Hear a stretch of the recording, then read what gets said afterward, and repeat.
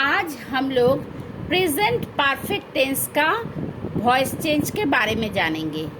Active voice structure, subject plus has और have plus verb का past participle plus object.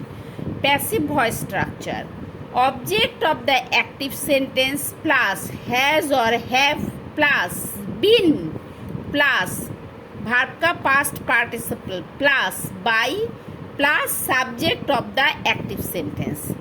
Example, the dog has chased the cat. The cat object है, subject हो जाएगा. The cat has been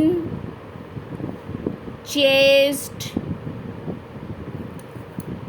by the dog. Next, she has taught English.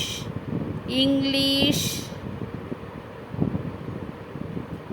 has been taught by her. They have made cars. Cars have been made by them. Next, he has eaten breakfast. Breakfast has been eaten by him. We have sung songs. Songs have been sung by